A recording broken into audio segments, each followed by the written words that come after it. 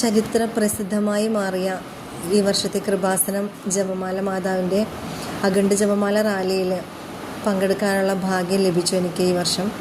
ഞങ്ങൾ 6:30 മുതൽ കൃപാസനം പള്ളിയിൽ നിന്ന് സ്റ്റാർട്ട് ചെയ്ത ഞങ്ങളുടെ ഈ ജപമാല റാലി ഇപ്പോൾ കടന്നു പോകുന്നത് കടൽ തീരത്തു കൂടിയാണ്. ചുട്ടുപൊള്ളുന്ന വെയിലിൽ കൂടിയാണ് ഈ ജനലക്ഷങ്ങൾ നടന്നു പോകുന്നത്. എല്ലാവരും വെയിലിൽ നിന്ന് രക്ഷ നേടാൻ വേണ്ടിയിട്ട് അവിടെ കാണുന്ന മരങ്ങളുടെ ഇടയിൽ കൂടിയിട്ട് പോകുന്നുണ്ട് കുറേ പേര്.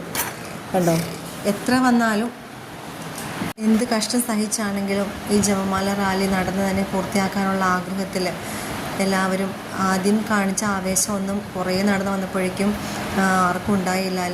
എല്ലാവരും ക്ഷീണിച്ച് കുറേ പേരൊക്കെ വഴിയിലൊക്കെ ഇരുന്നു കിടന്നു റെസ്റ്റ് എടുത്തൊക്കെയാണ് ഓരോരുത്തർ നടക്കുന്നത്. എല്ലാവരും നമ്മളുടെ വീട് നടത്താൻ കാണാൻ തന്നെ അറിയാം, എല്ലാവരും പതിയെയാണ് സ്റ്റെപ്സ് എടുത്ത് വയ്ക്കുന്നത്. അപ്പോൾ അതിൻ്റെ സാക്ഷിയാവാനായിട്ട് എനിക്ക് ഒരു അവസരം തന്ന മാതാവിന് നന്ദി പറയുന്നു. മഴ മാറി വെയിൽ വന്നു, വീണ്ടും മഴ വന്നു. അപ്പോൾ ആളുകൾ കുട പിടിച്ചിട്ടാണ് നടക്കുന്നത്.